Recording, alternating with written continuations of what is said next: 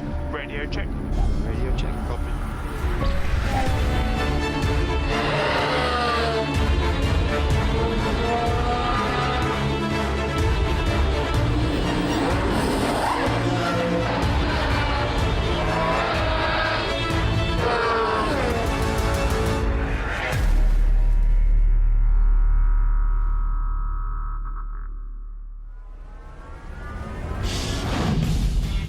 Well, the countdown is well and truly on. The start of the Formula One season is fast approaching. Just 23 days to go until it's lights out in Melbourne. But, everybody, before that, we've just got the small matter of pre-season testing, and that is in full swing. It's day 2 of 6.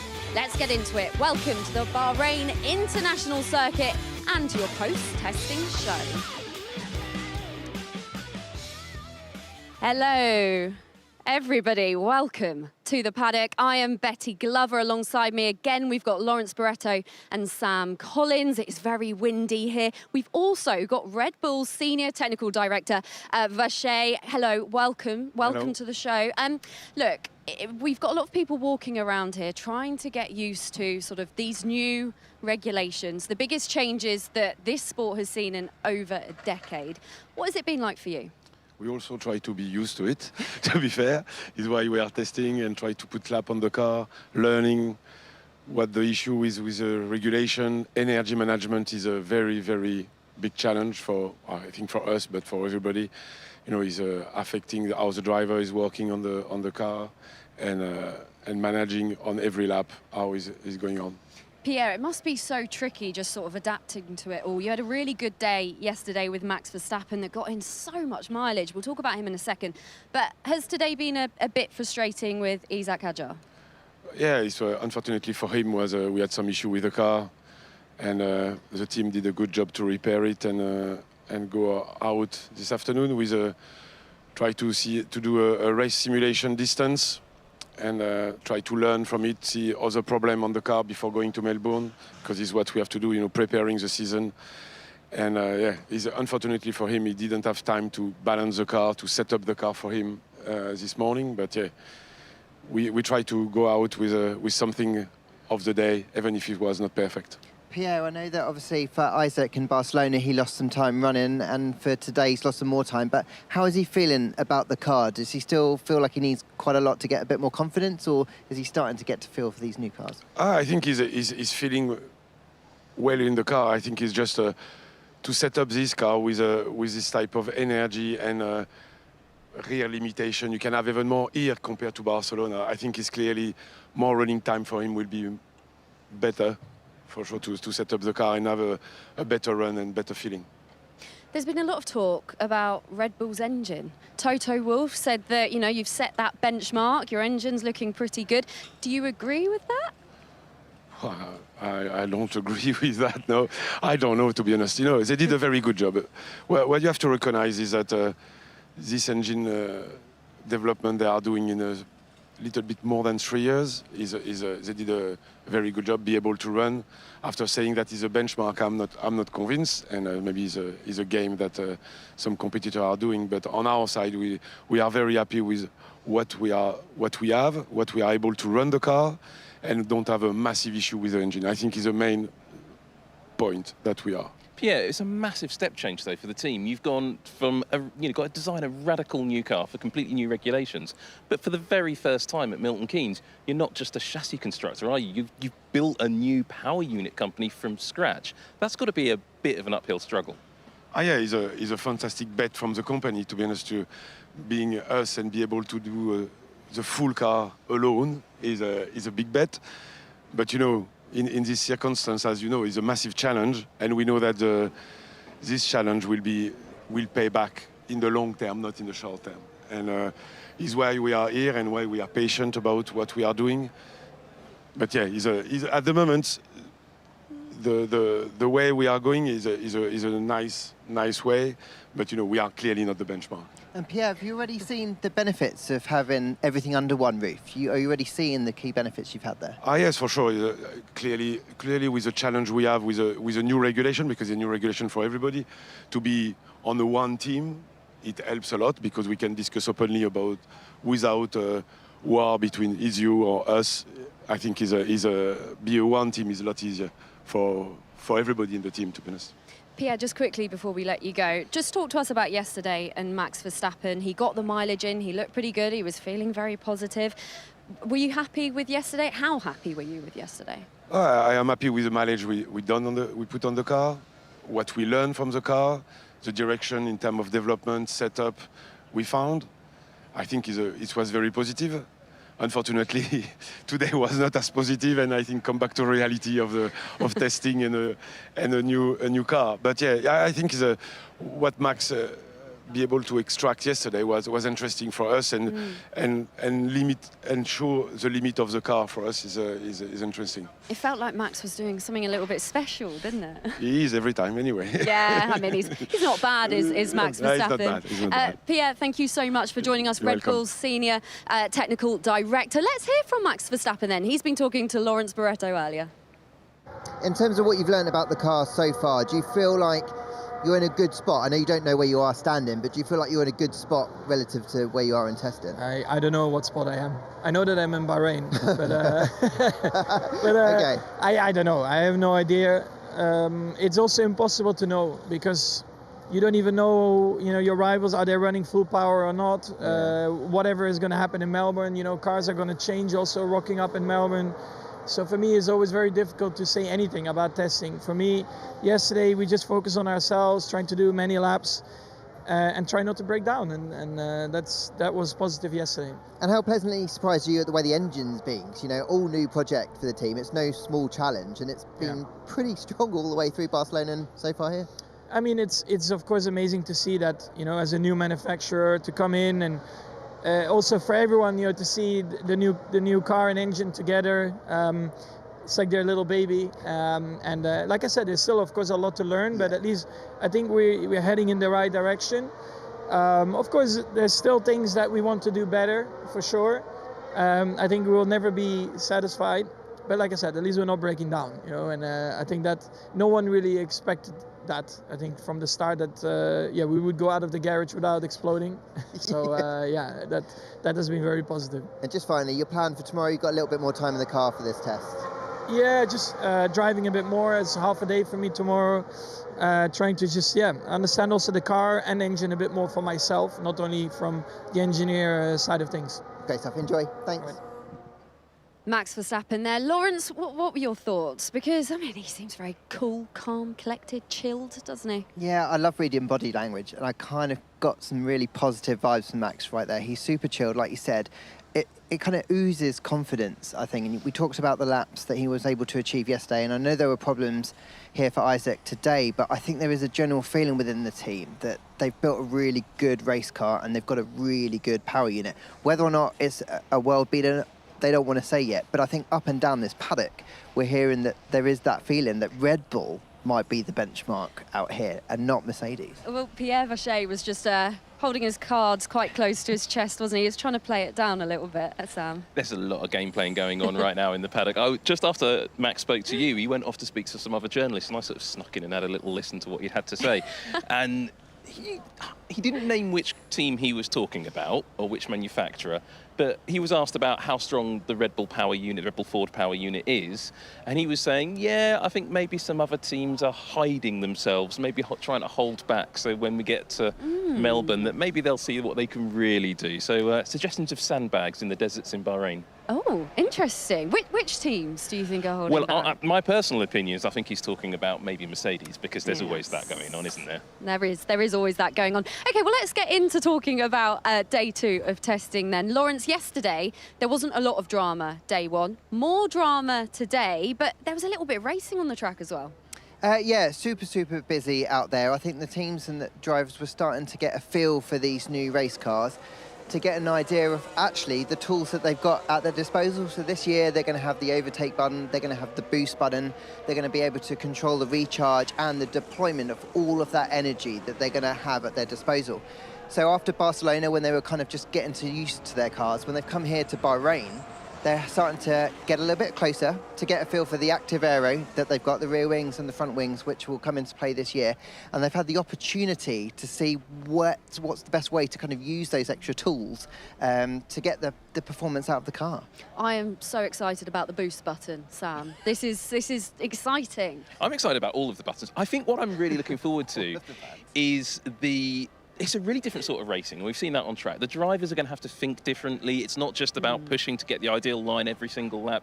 I think there's a real mental element to this. It's not quite a chess game, but they've got to think about what they're doing. And I think it's going to suit some drivers better than others. We were talking about Max. Well, we know he likes to go off and play computer games at night. I think that's going to suit him particularly well. And there's a few other drivers, Carlos Sainz's of this world, people like that, Okay. I think it's really going to suit. And I think other drivers, maybe not so much.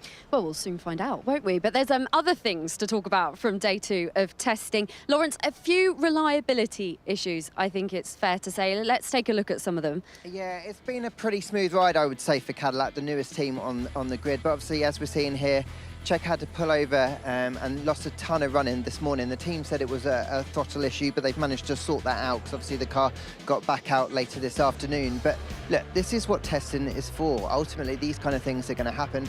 And we're just seeing Lando Norris out here stopping out there. So I was hearing that actually there was a red flag shown at the end of that session. They thought that the session was over, but actually the track became opened again. So there wasn't actually an issue with the car. It was just a bit of a miscommunication as to what was happening out there. Obviously, really annoying for Lando. And this was a strange moment here. Valtteri Bottas down the main start-finish straight. And you'll see in a moment a bit of the Cadillac just depositing itself onto the racetrack. Now, this has been widely reported to be the rear view mirror, but it's not. You can see the rear view mirror is still attached. It's actually the link section from the chassis out to what I call the barge board section of the car. It just fell off. It's one of those things you test because that's what testing's for. And then we saw the Alpine have its annual or daily conk out at the end of the straight. Gasly just lost something in the car. The car went into panic mode and it coasted along the straight and he just pulled over to the side of the road. And then the marshals took the car away and the Alpine mechanics were left at the end of the pit lane rather empty-handed, which was a bit of a shame for them. Well, Pierre Gasly not long just walked past us, actually. He was looking okay. But Sam, is this something that we're going to have to get used to, a bit of a reliability issue with these cars, or do you think it's just sort of teething problems that teams are trying to work out? Primarily it's teething trouble. I mean, the point of coming here for testing is to get a new car, get something new, push it as hard as you can, break it. If you break it here, you know what's going to break and you also know how to fix it. What you don't want is to turn up in qualifying and have a massive failure in Melbourne and then be on the back foot all the way through the race weekend. You just need to break things here. So actually, it's a positive that the cars are breaking. Lawrence, I'm going to ask you every single day that we are doing a post-testing show, are you getting more of an idea about these cars? Yeah, I think I'm starting to get an idea. You thought I was going to say no, didn't you? You thought I was going to say no. No, I think I'm starting to get a pecking order because I've had a bit more time to talk to teams. And we've already talked about Red Bull. I actually don't think Mercedes are sandbagging. I think that they have had a couple of problems, so I think they aren't looking as good as they were. But I think there's people like Alpine who are kind of emerging as a dark horse, and we're starting to get a sense of those teams who might cause a bit of a surprise. It actually feels really, well, the sense that I'm getting is that it's going to be quite competitive. It feels like, you know, they're quite close. It's going to be really interesting, I think. I'm looking forward to it. Look, Sam, yesterday we were talking all about rear wings, weren't we, with Alex Brundle. Today you're going to talk about front wings. It's a natural progression, isn't it? For me, we're talking about learning how the cars are progressing. Actually, looking at the cars, there's some really interesting details. Here we can see the Williams coming down the straight with that front wing opening. And there's a real lack of consensus amongst the different design teams of the cars about how you design and operate this front wing. So some teams like Williams mount the front wing just right at the front and they move the two rear elements. But then you look here at the Aston Martin and it's only the rearmost element of that wing that actually moves, and they've mounted the nose in the middle bit of the wing, giving up a whole chunk of that movable element of the wing. And so you're seeing different teams coming up with really different solutions. Then if we move into Mercedes, you can see how much of that wing is moving. It's quite a big chunk, but Mercedes also, like Aston Martin, have mounted it in the middle and they aren't actuating the middle element of the wing. And I think that's a really strategic decision. They've looked at the opportunities. Then the final team, it's Mercedes' biggest nemesis, I'd have to say, is, well, you have to look at the Audi here rather than the Haas. The Haas was quite conventional. And Audi have switched their design coming into this weekend, or this week, and gone for a twin actuator design with two little pods either side of the wing.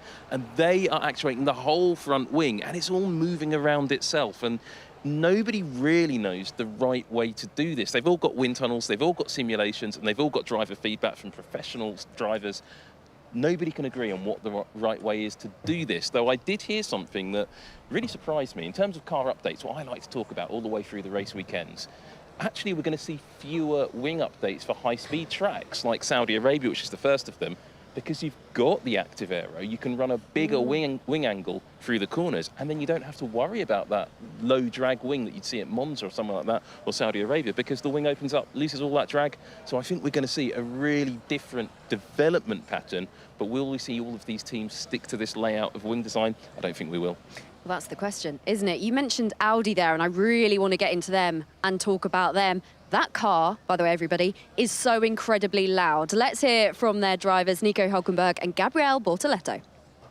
Yes, I believe so. It's a huge learning curve, especially because I feel like we started on the very basics, you know. Yeah. We are the only team using the Audi power units, so it's not that we can also have more data. We have the data that we provide the team by the amount of mileage we have put so far, and yeah, it's like teaching a baby how to walk and talk, and yeah, we need to do this as quick as possible and in a good way as well. And just one final question. Are you starting to get a better feel of these 2026 cars and what they might offer this year as you kind of progress into more least representative conditions around this track?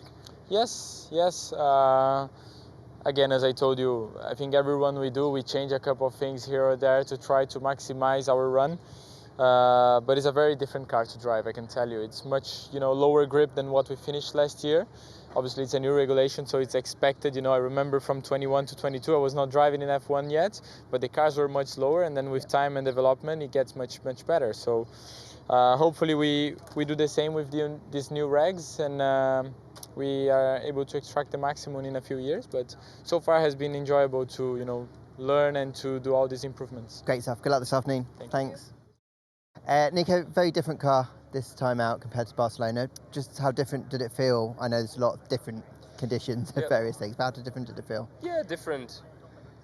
Quite different. I think good step forward in terms of performance, in terms of reliability, and just being able to get laps in, to get kilometers on the car. We've made some big steps forward there, between Barcelona and here. Then, Bahrain is a very, very different circuit to Barcelona. Much more stop and go, low speed dominated. It's a very hard, and unforgiving tracks that really exposes a lot of weaknesses usually, and historically from any car, because the rough tarmac, kind of low grip, very windy, hot track temp. So, it's there isn't many other tracks that or where you find harder conditions. So it's a true good test. We've hot-footed it to the pit lane. Nico there said that they've made some steps forward. Talk us through the changes then that they've made between the Barcelona shakedown and now. Short version, everything. Everything. Pretty much. Completely different. That car is, I won't call it a work of art, but it's certainly a work of fascination for me. I mean, the big talking point a lot of people have said are the side pods, how they've sort of shrunk down the cooling inlet and then raised the front of the side pod to get a lot more air under the floor. That's fascinating. The floor itself, something a lot of people hadn't picked up on when the car first rolled out yesterday. They've actually got a slotted floor on the car, and we're going to go into a lot of depth on that in Tech Talk later on tonight. So I think people on F1 TV should stay tuned for that. But that car has got a huge amount of complexity. It's very interesting, and it's a very James Key design. The big question on everybody's lips, and including Nico's, is does it work? I think it's a really bold thing for them to do as well, because so much has changed in their team. They're a full works outfit. They've got the power unit obviously in the back, and they're the only team running that power unit here. And for them to go for such a bold design and take those kind of design risks, I think there's a bit of Mattia Binotto in there, kind of want to really push the limits of the car and really make like a statement, I think, for this Audi team. Because I know they're talking about winning world championships by 2030, but that doesn't mean they will want to hang about in their first campaign. And I think their ambition here was clear to see. And the noise of that car, you mentioned it earlier, we have to come back to that, because I was down in the pit lane with Ferrari having a chat to some people, and they all stopped and looked when it drove past. Yeah. And a friend of mine was down at the Aston Martin garage. Adrian knew he was fiddling with something, and he stopped, looked up, listened to the Audi go past, and made some frantic notes about it. Nobody's quite sure why it's so loud and why it sounds so different, but it really sounds cool. it sounds really cool, but it's like so noticeably loud, isn't it, in comparison to the others? You're going to get a little device, I think, tomorrow, aren't you? And That's you're going to try my and plan. measure it. Yeah, I'm going to hopefully get a little device out. We're going to go and measure the sound just to tell you all at home how different this is, because it is really different. I love it. Lawrence, let's talk a little bit more about sort of Audi generally, and the fact that they are sort of the new kid on the block, but then they're not as well, because they're rebranded from Sauber. So how much of a benefit is that for the team? I think it's a huge benefit that they've kind of got that great factory that they've had at Hinwil since Peter Sauber created that Sauber team. I think it's great that they had Jonathan Wheatley in charge and kind of getting things ready for the team, and that team principal role. They've had Mattia Binotto in that senior role for even longer as well. So I think they've had that year or two of kind of getting an understanding of what Audi are expecting when they come into the sport. And then they've got all of the money, the resource that Audi are going to put in, and all of that expertise that they've got across multiple championships, where they've basically had success in every other motorsport category other than Formula One, and they want to make sure they tick this one off too. Audi, as in different guises, has done Grand Prix racing before, but it's never done Formula One. But every other major category, as you mentioned, Lawrence, WRC, Le Mans, DTM, touring cars, Audi doesn't turn up to not dominate and win. So I really don't think we should be writing off this team yet. They are going to be a major power in Formula One in the years to come, even this year maybe. Sam, we're not writing anybody off. It's week one of testing, it's day 2 of testing. We are not writing anybody off. Lawrence, you sort of hang around the teams quite a lot, talk to the drivers, Sounds like don't I you? lurk around, yeah. You do? Stalker. No. But what sense are you getting from Audi? Are you getting quite a positive feel? I think they were super keen actually just to play things down. That has been the kind of the way of wanted to say since the November launch, when they kind of unveiled the concept livery, since when they unveiled their season earlier this year. They don't want to get ahead of themselves because they know the challenge that Formula One presents, but they also know about everything that they've put in place to try and achieve that success that Sam talked that they've achieved in other racing categories. So look, I think they're quietly confident that they're going to be in the mix, which I think would be a massive statement of intent if they're able to do that straight out the box. And just listening again there to Gabby and to Nico and talking about the car that they've got, I think there's some real encouragement of the step they made from that first car that they brought to that shakedown really early, the first team to run it, to the step that they brought here. I think they can feel that noticeable difference, and it's already feeling better. So I think that shows that maybe the direction that James Key has taken is a positive one.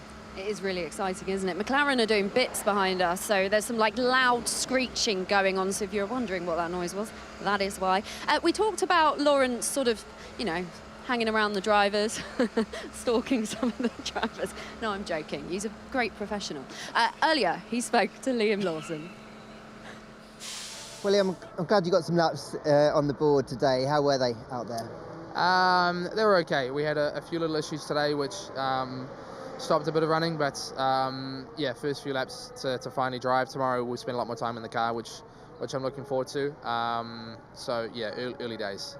I know it hasn't obviously been the smoothest test so far. What is the overall mood in the team right now? I mean, it's good. We're learning as fast as we can. It's obviously all very, very new. So it's something coming into the test we know to try not be frustrated with when we have these small things that we have to stop runs for sometimes. But the main thing is to try and, I think, put the car in a good place today. We have tomorrow to learn a lot more, and I think next week's going to be the time that we probably spend a lot more time on performance rather than anything else. And speaking of the bits that are new, obviously you've got a lot more to do this year. How have you found kind of trying out the deployment, using the recharge, all of the various tools you're going to have on your disposal? It's very, very new. It's very different.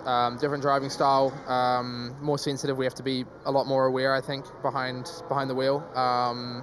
And even in qualifying, there's a little bit of management that potentially needs to be done at different tracks. So it's very new. It's something that I definitely haven't mastered yet. So we'll spend the next few weeks trying to be as prepared for Melbourne as we can.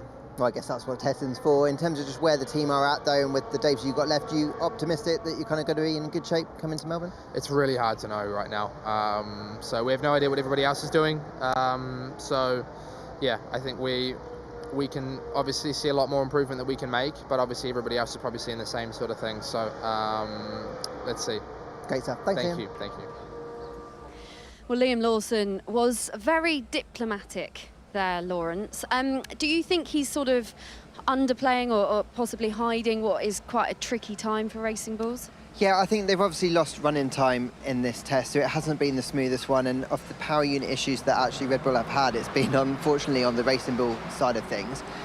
But I think he's just trying to be pragmatic about the fact that there is just so much changing, as it is the case for so many teams, and that Racing Bulls maybe just haven't quite had the rub of the green. But I think there was enough that I got from him, and speaking to him afterwards as well, that actually I still think there's a lot of optimism at that team, that if they can kind of find solutions to niggles quickly, if they get more time in the car to kind of learn all of these new tools that the drivers have got, I don't think there's any panic there. I think it's just maybe it hasn't been as ideal as they'd hoped at this point. Well, there's a lot for them to sort of get their heads around and try and get used to, isn't there? We've been talking about that a lot. Do you think Liam Lawson is going to feel like the #1 driver in that team, Lawrence? Oh, for sure. I mean, it's funny that he's only been here really a couple of years, broken up over a couple of seasons, but he is, because Arvid Lindblad, a rookie next to him, he kind of has to take on that kind of team leadership role. I think he'll do a good job in that, because he feels like Racing Bulls really back him. You know, they chose him rather than Yuki Tsunoda for that seat, for example. So he feels like they know that he's the one to kind of take the team forward. I talked to Alan Permain at the start of the year, and he just was so effusively positive about the qualities that Liam Lawson has, and if you give him the right environment, he can really become a very strong driver, and I think that's what they'll be aiming to do. And he'll take confidence from that. That kind of your team boss saying, you've got this, will really help him, and he'll have to, because he's got to beat Arvid Lindblad, who's the next one on that Red Bull ladder coming through. Well, let's talk about Arvid Lindblad, Sam. What are you expecting from him? What do you think we're going to see from him? I think he's going to be a bit of a megastar. I mean, that Indian and like subcontinental Asian market that's going to open up for the sport is going to be fantastic. And he looks like a Bollywood star, doesn't he? I think he's got that right attitude as well, bit of a London boy in there, so I think we've got a bit of a cheeky chappy in the car. And I think that's going to play well with a team like Racing Bulls, and I think looking also up to the bigger Red Bull team, I think that whole energy drink, sort of the feel and the extreme sports thing they do, I think he's going to slot right in there, and I hope he's going to have a nice time, because I think he's going to be a real presence on the grid. I spoke to him a couple of weeks ago, and he was saying that he absolutely loves skateboarding and fashion. Well, there you go. So there we go, a little bit of insight for you there. Lawrence, Racing Bulls were, they were good last season, weren't they? Do you think that's going to come with a little bit of pressure to sort of live up to last season? I think there'll be some expectation within that team, because I think they've long been considered junior team, then became a sister team. Now I think they're kind of morphing into somewhere in between. And look, Alan Permain's leading that operation, Peter Bayer is there as well, and they want that team to be a team that delivers and is fighting at the sharp end of the midfield. So yeah, of course they're going to want to enter this season punching above their weight, trying to push forward and trying to make gains. They've obviously taken on Dan Fallows, who used to work at Aston Martin, bolsters the technical team there, so they are taking this seriously. They're not a B team for Red Bull. They're this team that they want to stand on their own 2 feet and really go for it. We are standing outside the Ferrari garage. I don't know if you can see it a little bit behind us, but Lawrence, just one quick word before we go about Ferrari, because they're looking good, and we're going to talk about them in tomorrow's show, aren't we? Yeah, I'm encouraged, I'd say, positively encouraged by what Ferrari have delivered, because I know that there's more to come updates-wise. I think like Audi, we've seen they've bought a lot, but we haven't actually seen what Ferrari are planning on bringing yet. So I think what they've done with the car that they've got now is encouraging. I know Lewis wasn't too happy with how things went yesterday, but Charles did such a good job today to rack up the mileage, and I think there is this optimism that, maybe if this update that they bring is a positive one, maybe they are in the mix as well. Exciting. Charles Leclerc, the fastest at the moment, but it is testing, so obviously the usual caveats. Here is the schedule then. Here's what's coming up. Day 2 of testing is over, so bring on day 3 of testing. This is what's happening on Friday. We've got the morning session and then the evening session. You can have live coverage for the last hour from 6 p.m. till 7 p.m. Local time, and then of course we've got the wrap-up show. We'll be back, we'll be covering more topics to go through. There is so much to go through, but look at that, the Bahrain International Circuit looks great under those night lights, doesn't it? And don't worry guys, the countdown till Melbourne is on. We're halfway through testing, or nearly halfway through testing. We're getting there. And also, here's a reminder that next week as well, we've got wall-to-wall coverage of testing, so you'll be able to get stuck in and check out everything for yourself. Thank you so much for joining us. Thank you to Lawrence. Thank you to Sam. We'll be back tomorrow. We'll see you then.